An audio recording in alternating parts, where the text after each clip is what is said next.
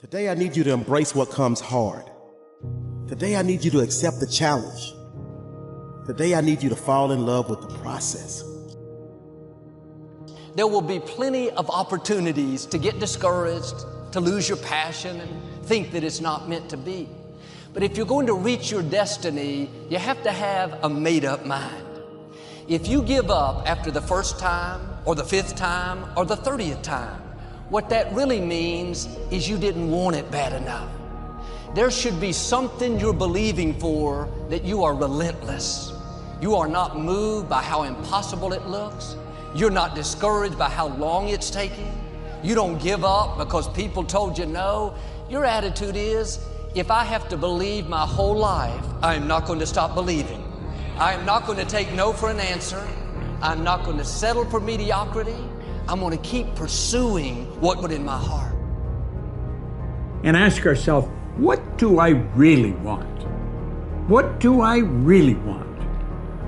And write it down. Writing causes thinking. Thinking creates an image.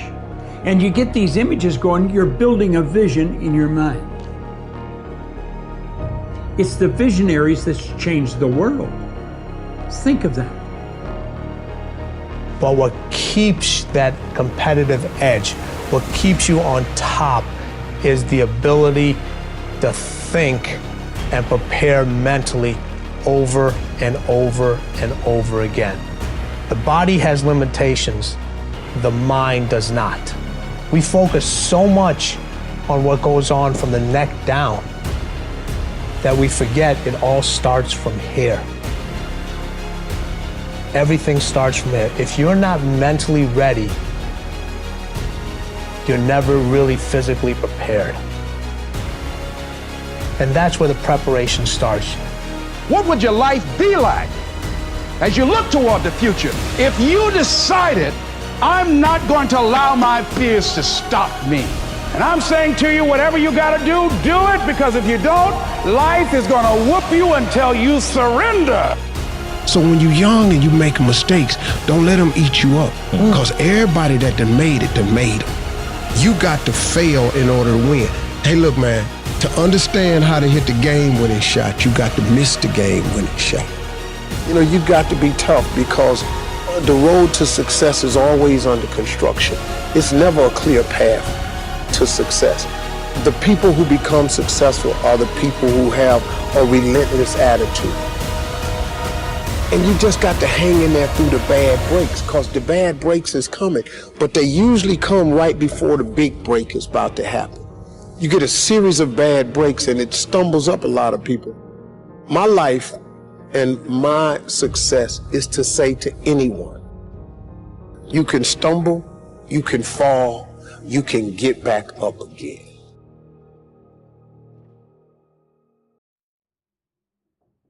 No matter what you face, no matter how bad it is going to be, when there is a challenge, and by a challenge I mean anything in life, any challenge, anything that you're facing, the only way to overcome the challenges that you face is to start walking. Take that step every day, no matter what you are facing. Get up and start walking. I have the ability to see the end before the beginning even begins. And what that means is I know that to get to the very end, I can see it right now. So before I went to Buds and I was losing all this weight and shit, I saw myself walking across the stage at 191 pounds. That's what I had to get to get into the door. I saw myself 6 months, a year later, whatever it's going to take me to do it. I saw myself walking across that stage, getting that certificate of graduation from Buds. And I was able to be there at 300 pounds. And that feeling that I was nowhere near that feeling, I was able to put myself there 1,000,000 times every day. And that feeling of like, my God, that is going to feel amazing. That's what made me suffer. That's what allowed the pain to be real and say, this is worth it. I want to feel for this next 18 months. It took me 18 months to finally become a Navy SEAL, to finally, just get through buds. 18 months, it's 6 months. It took me 18. That's what woke me up every morning was, I'm gonna put myself through this much pain and suffering for a few seconds. That's all it is. A few seconds of joy. And it's so worth it, man. That's what people don't get. So I'm able to put myself at the finish line, even though I have no finish line, but at the finish line of an event before I even start to say, how are you gonna feel at the end of this? Visualizing is my biggest tool of life. That's why I've been able to put myself in cold water, put myself in a 100-mile race millions of times before I've done it. And I'm able to go through the race and see how I'm gonna feel at mile 50. Almost to the exact feeling. Right, so when it comes up, it's no surprise. It's no surprise. I've already done this a million times. I recommended the last time I was here, the little book, Richest Man in Babylon, and I said, I've lectured now to over 3 million people. Guess how many have actually gone and got this little book? Answer, very few. My best guess is 10%. Such an easy thing to do. This little book, number one, is easy to find. Number two, it's easy to buy. The most you can pay for it, $6, $7, $8. You can borrow that from your kids. But if it's easy to find and easy to buy, and if it's easy to read, why wouldn't everybody go get it? We don't know. I don't know. Nobody knows. Here's how profound it is. Some do and some don't. Now here's the numbers. About 10% do. We don't know the mystery of that. And I'm telling you, 10 years from now, those numbers will still be the same. The numbers don't change. Only the faces change. I used to belong to the 90% who couldn't be bothered even if it was easy. How many people have a library card? Answer, 3%. 97% couldn't be bothered. Guy specializes in happy hour, but he doesn't have a card. And now readily and quickly blames the government and blames his company and blames the pay scale. Here's my advice to you today. Walk away from the 97%. Don't talk like they talk. Don't go where they go. Don't act like they act. Don't specialize in what they specialize in.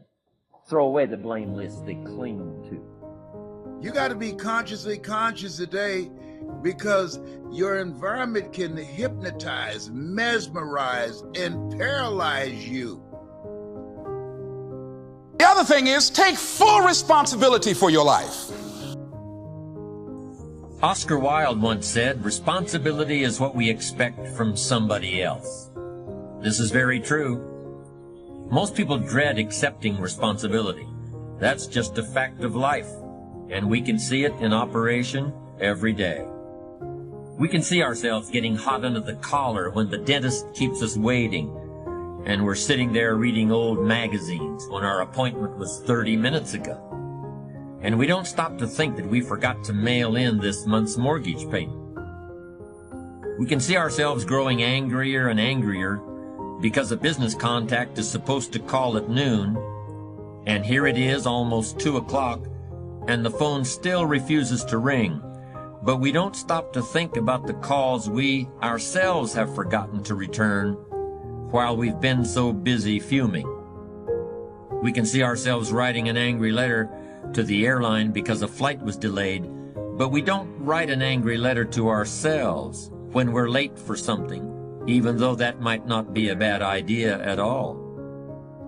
Yes, we can see avoidance of responsibility all the time in both our personal and professional lives.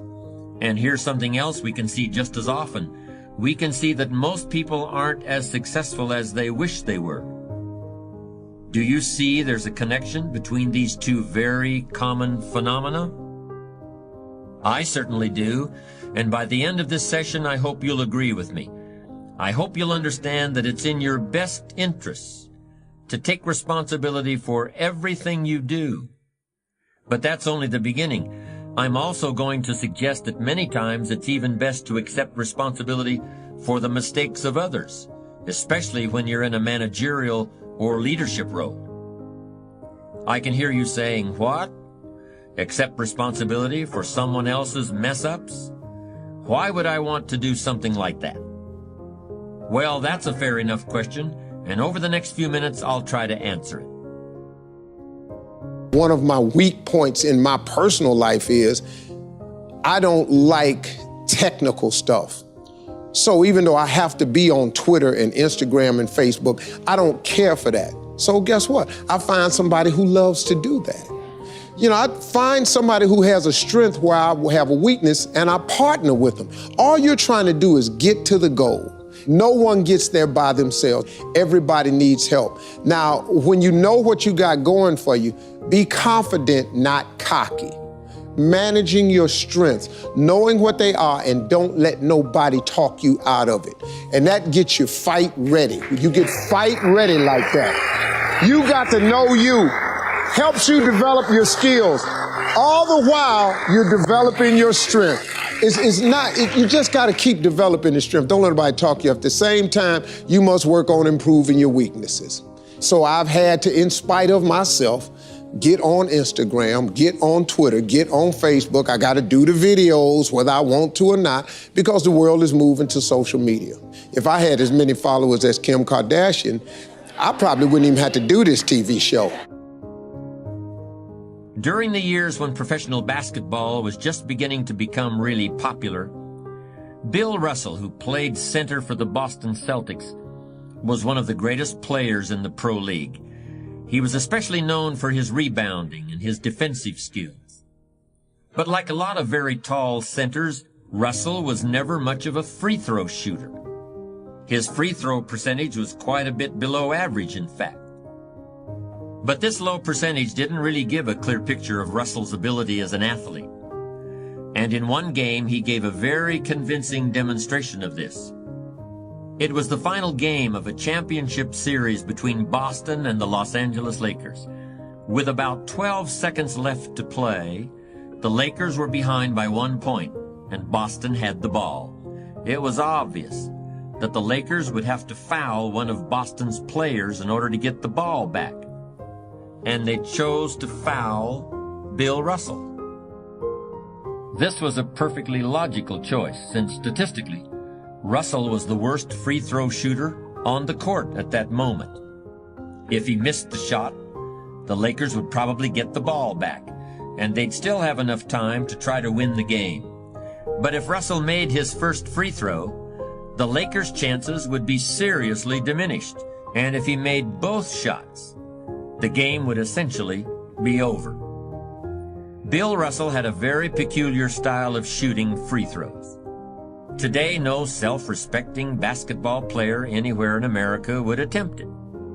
Aside from the question of whether it's an effective way to shoot a basket, it just looked too ridiculous. Whenever he had to shoot a free throw, the 6'11" Russell would start off holding the ball in both hands about waist high. Then he'd squat down, and as he straightened up, he'd let go of the ball.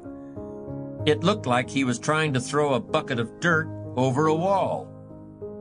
But regardless of how he looked, as soon as Bill Russell was fouled, he knew the Celtics were going to win the game. He was absolutely certain of it. Because in a situation like this, statistics and percentages mean nothing. There was a much more important factor at work.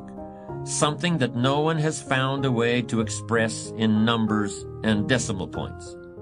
Simply put, Bill Russell was a player who wanted to take responsibility for the success or failure of his team. He wanted the weight on his shoulders in a situation like this. No possibility for excuses, no possibility of blaming anyone else if the game was lost, no second guessing. Bill Russell wanted the ball in his own hands and nobody else's. And like magic, even if he'd missed every free throw he'd ever shot in his life before this, he knew he was going to make this one. And that is exactly what happened. That is what virtually always happens when a man or woman accepts responsibility eagerly and with confidence.